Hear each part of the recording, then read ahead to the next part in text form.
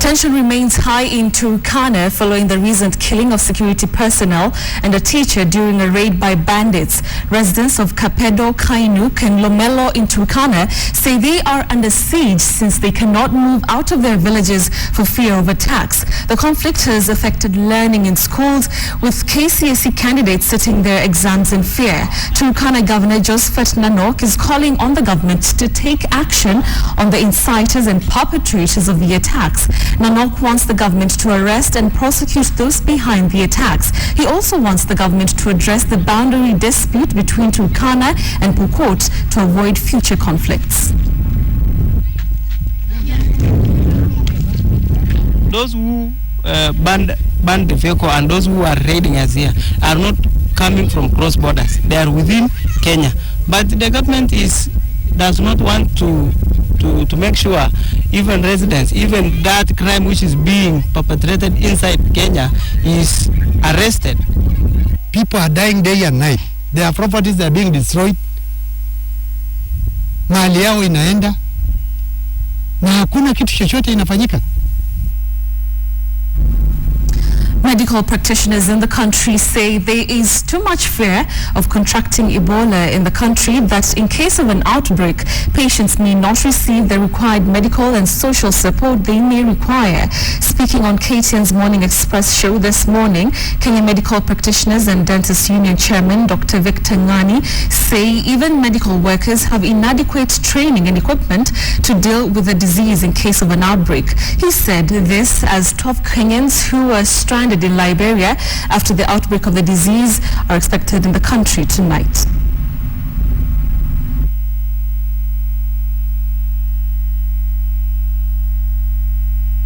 With that complexity of not understanding the source, preparedness becomes a major issue. It becomes a real critical issue that requires involvement of not only the professionals but the public. And if you ask me, yes, there's been a lot of public message out there in the media and everywhere, but a lot of that message is scary, if you ask me. Well, it's a scary disease. Yes, but scary to the extent that if you're told, for example, if you suspect somebody has Ebola, don't touch, don't do this, then how are you supposed to contain it? If you look at the spread of Ebola in those African countries, it came about as a result of practices of the cultural practices. One of them is how they handle the dead, for example. Practice of going to hospitals when people are sick, how they respond to healthcare provision. Do they trust their health workers? So these kinds of concerns allowed Ebola to get out of hand in some of those countries. Of course, I need to affiliate to a robust healthcare system. The church should stop spreading rumors indicating that the tetanus vaccine is a family planning method initiated by the government.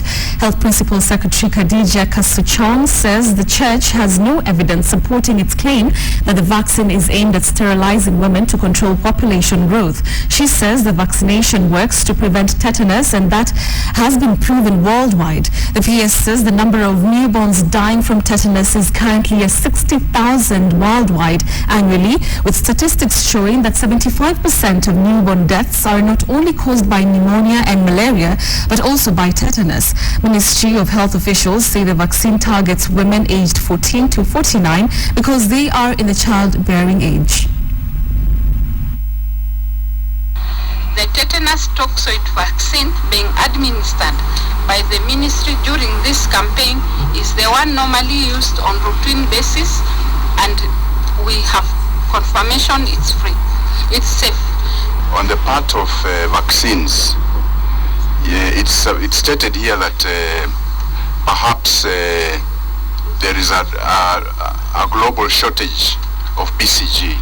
That's why we don't have enough BCG in stock.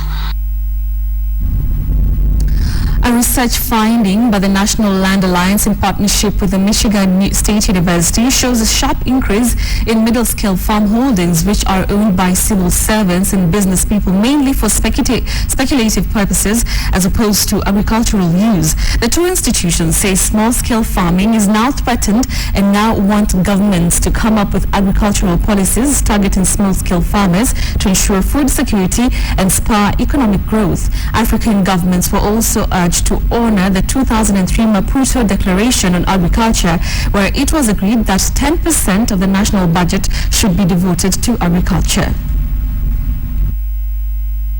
we can pretend to be a medium economy, but as long as we have not moved the population of the smallholder to medium scale agriculture, there is no medium economy. That is a simple arithmetic.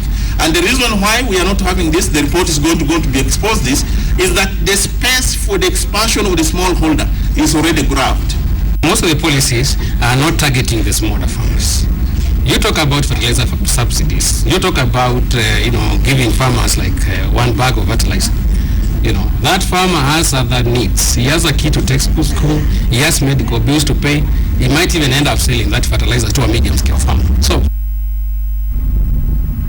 Matatu owners in Nakuru County are asking the Transport Cabinet Secretary Michael Kamau to intervene over the delayed TLB certificates issuance. Speaking to the press in Nakuru, the more than 100 owners of PSVs expressed their concern over the delays that has led to several vehicles being impounded by police for violating public transport regulations. They say most of the Matatu owners have cleared paying for the certificates, but authorities have subjected them to cat and mouse games with NTSA officers. Imefika mahali wafunge, watuambia sasa kuanzia Januari ama Disemba mtu asinunue either box ama vanet ama hizi zingine tunaita bongo, mtu asinunue kwa sababu sasa ikisemekana imefungwa, na kama saizi wanachukua wanangoa namba na viti, watu watalipa loan aje? Tunaongeza umaskini ama tunapunguza? So mimi ningesema ziwacho zifanye kazi zile ambazo ziko, au kama ni NTSA wakuja na mechanism mzuri zaidi ya kufanya hiyo kazi, lakini wasikuwa naamka siku moja na kusema gari zote zisiende. Hizi gari ndogo tumesema hizo zisiende kwa barabara, na kama ni TLB imelipiwa kwa bank ni 3,200 imelipiwa na unapewa waiting, alafu unakuja kushikwa, na kama TLB yako imetoka unaambiwa TLB ni fake na hii TLB imetoka kwa KRA. So si tunataka kujua na tunauliza huyo minister, tafadhali release kama ni zile TLB ambazo tumeuliza. Sasa gari yangu nimeshikwa kama safari 5. Sasa hiyo safari 5 ukijaribu kufikiria safari 5 hii gari itanisaidia na nini? Mtu ya roni ananitisha pesa, mtu ya NTSA ananifukuza, askari huko barabara hao wanafanya kazi yao kulingana na vile wameamrishwa. Sasa sisi tunashindwa, sisi si wezi, sisi tunafanya kazi kihalali. The African Network for the Prevention and Protection Against Child Abuse and Neglect are holding a regional review meeting on strengthening national child protection. The meeting brings together government departments, civil society organizations and key institutions from 7 countries. Among them are Kenya, Tanzania, Uganda, Ethiopia, Rwanda, Sudan and South Sudan. The meeting is aiming to identify and map out strategies which will strengthen national child protection systems with the ultimate goal of effective provision of services to children in different countries. We are looking at laws and policies that have been reviewed. We are looking also at a human resource study that has been done as far as child protection is concerned. We are hoping they can take those issues now back to their countries and see how to lobby with their governments, because what has come out clearly is that we have beautiful laws. Kenya has been flagged as one country that has very good laws. But the biggest challenge, implementation. The African Committee of Experts on the Rights and Welfare of the Child, together with the African Union, has launched a campaign called Universal Ratification and Reporting Campaign on the African Charter on the Rights and Welfare of the Child. Next year, 2015, the Charter will be 25 years. And we are expecting that all countries will have ratified the Charter, and all countries will have at least submitted the initial report on the ratification of the Charter.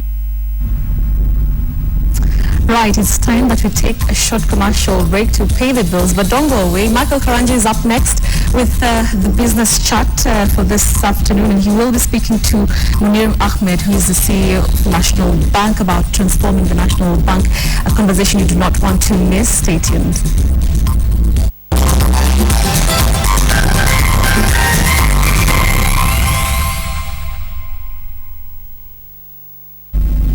Welcome back to KTN Newsdesk. I'm Michael Karanja. Now, it used to be one of Kenya's largest banks, like 30, 40 years ago. But a rough patch made not so good times for National Bank, but to help us get through what National Bank is up to in terms of transforming and actually hitting Tier 1 status in about 3 years' time, we are now joined by Munir Mohammed, who's the CEO and Managing Director for National Bank. Munir, you joined the bank 2 years ago. What was your specific mandate in terms of turning around National Bank? Sure. National Bank, when I joined took the reins is September 2012. Roughly 2 years since. The specific mandate was transform National Bank into a top-tier bank. Very short brief. Obviously, big missions come in terms of short briefs. And that has been the mission we've been on for the last 2 years with the help of the board of the bank and our shareholders' support. We are on that mission still to make National Bank, again, a top-tier bank. Yeah. I guess what the challenges for the bank previously was its engagement with certain officials here and there, but now how are you trying to clean up the backlog of what's been holding National Bank back and taking it forward into the 21st century in terms of banking strategy?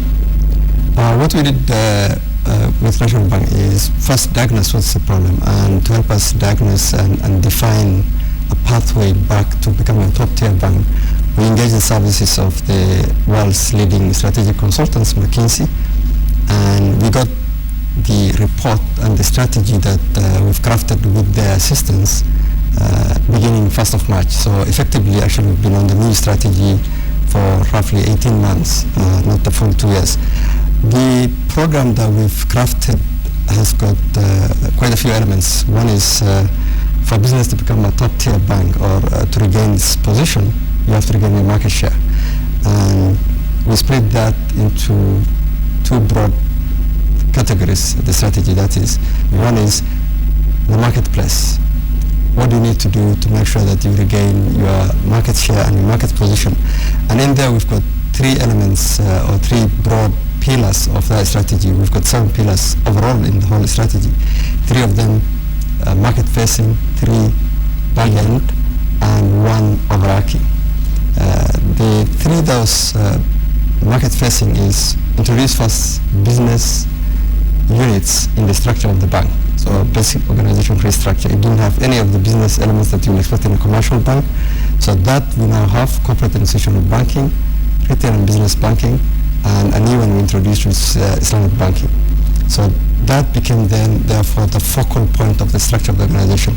Then the rest of the units become support units, which is the technology and operations, finance, HR, legal, all other departments that you find supporting, and the credit risk supporting the front end. So that was organizational restructure, one pillar. Yeah. Second pillar is product innovation, product developments, and crafting market relevant customer value propositions, because the customers didn't desert us for no reason. They left us probably weren't responding to their needs. So to craft those products that are cutting edge and relevant to the needs and the solutions required by the businesses and individuals. If I may just jump in there, then how did you change the perception of customers? I know you've taken over that whole rebranding in terms of moving from green to now brown and yellow, but how else do you then gain back that market confidence? Yes, that's 7 pillars, as I said, 2 front-facing, of which I've explained 2. The other 3 back-facing.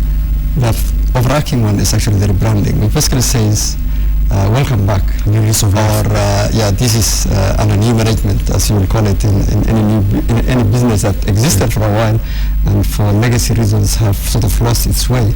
You will have to sort of announce what you're doing. And it was beyond the colors. The colors obviously to demonstrate and draw a line that National Bank has transformed.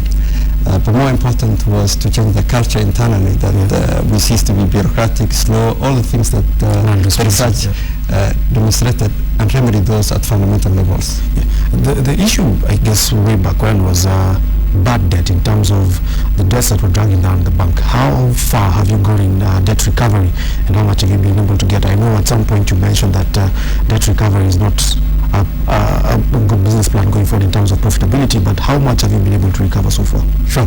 I mean, on the debt recovery, it's again one of the other pillars of the strategy is strengthening the risk underwriting capacity of the bank as well as its capability of managing that risk. So more important than just recovering what has already gone bad, and a large part of that was actually so bad as irrecoverable, hence why it was recognized by the government way back in 2006 when the government injected a lot of capital to write off the bad debt.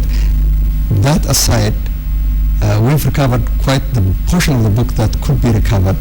I think that's what sustained the last 4 or so years before I joined the bank. The profits that you've seen the bank was announcing was those recoveries, but those dry up. And what's important is how do you make sure that you don't get back there, and that's what we've built the other strategy pillar that I'm talking about of strengthening the bank's risk-taking capacity and balance sheet management. And that we've done it by doing both risk governance, policies and procedures, technology and systems to assist with that, as well as the people, the talent that will drive that whole risk management by hiring from the sector. Yeah. And hiring has been quite an interesting subject for National Bank. But just away from that, a rights issue that you have been planning for quite a while now. It keeps being postponed, and I'm guessing that some of the capital that you need to actually re-inject into the business to drive some of the growth aspects that you're talking about. So when are we likely to see the National Bank have its rights issue? The rights issue was approved by the shareholders unanimously in 2013 AGM June, and we are since now about 18 months. What we did, the launch of the rights issue was at the beginning of this year. We did the bit that we are required to do by the regulator, Capital Markets Authority, which is to put together prospectus, information memorandum as it's called, and that's currently with the Capital Markets Authority for approval and has been there for a while now.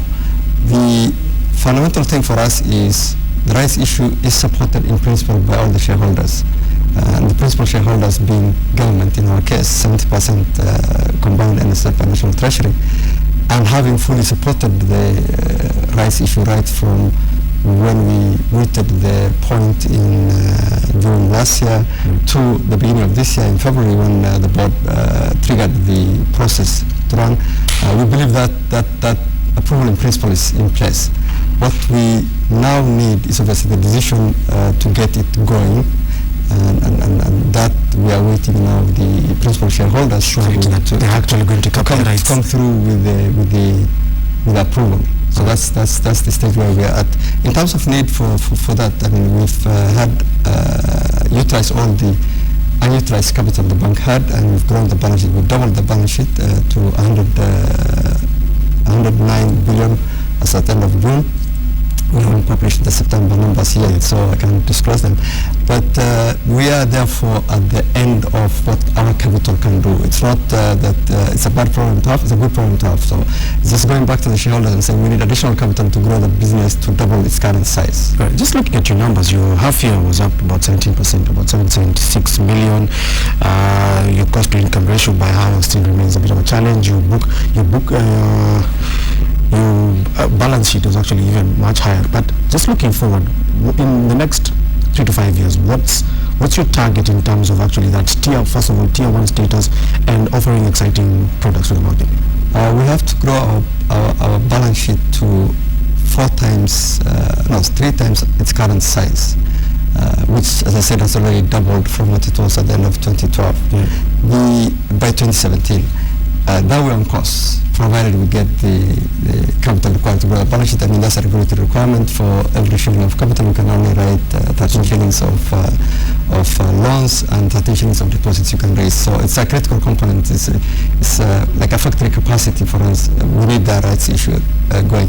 But provided that comes through within this year, we are on course to achieving that objective. On the bottom line, our objective is to grow our trading profit to 5 times what it was last year by 2017. Again, we've got well-laid plans for that. We're well on our way. We've introduced all the necessary products, business segments, And I have demonstrated, at least in the last 18 months, that we've been on the course to achieving that number. You mentioned the cost-income ratio. Obviously, our ambition is to bring the cost-income ratio to 50% by 2017. And we are one of the worst cost-income ratios at 75%. Why it's still hovering at the same level is simply because for a large part of the strategy we have to invest. So the investments cost is hitting us at the same time as we're building the business.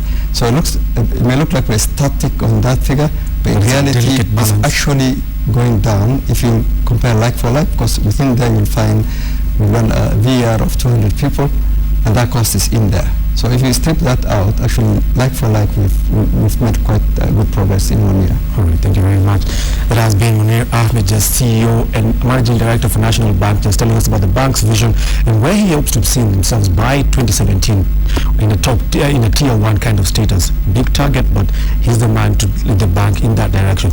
And we'll now hand you over back to Betty Kialo with some news from Tanzanian cyclists. That's right, Michael. Interesting conversation there. Well, road safety is a serious problem all over the world. Its severity is more pronounced in the developing countries, especially in Africa. Tanzania, being one of the African countries, is no exception in this regard. In the crowded city of Dar es Salaam, Tanzanian cyclists are trying to cut through the gridlock and find their own solutions to the city's growing pains. Streets, battling trucks, buses, and motorized auto rickshaws. Filbert Mbicha works for Dar es Salaam's first bike courier service, delivering everything from letters to wedding cakes. I'm very relaxing when I'm riding a bicycle, when the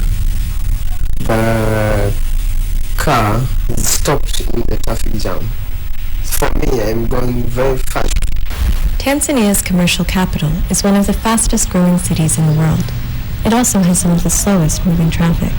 At the height of the rush hour, it can take 2 hours to travel just a few kilometers to get to work, and another 2 returning home. That's 43 days a year stuck in traffic. And a recent ban on motorbike taxis and auto rickshaws has forced even more people into cars and buses, making the problem even worse.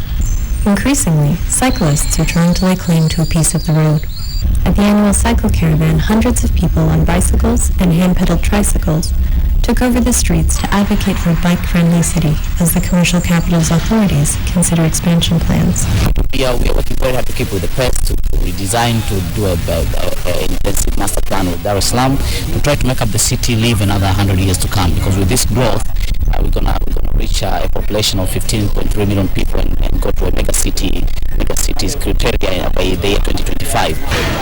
With a current population of almost 5 million people, the city's solution to the traffic jams is a new infrastructure project, the Dar Rapid Transit Project, or DART. Once Phase 1 is completed in 2015, it will include dedicated bus lanes, sidewalks, and bike lanes along 2 major roads. Road safety is a major issue here, and these new lanes could help to reduce cycling injuries and deaths. Still, cyclists say that city planners need to be bolder and look beyond construction projects towards people-centered solutions. If the city government, if the municipalities of Dar were to formalize or think about formalizing these informal means of transportation like bikes, like making bike lanes, like, for example, regulating motorcycle taxis, I think that that would be just as beneficial maybe as DART and maybe much more cost effective as well, much cheaper. As the city's drivers pass time in this congested traffic, Mbecha says he hopes that the infrastructure in Dar es Salaam will soon embrace cyclists. And as the urban transition across many other African countries presents new challenges in city planning, he certainly isn't alone. And that's why we wrap up things here on KTN Newsdesk. Thank you very much for watching. See you again tomorrow. I'm Betty Kialo.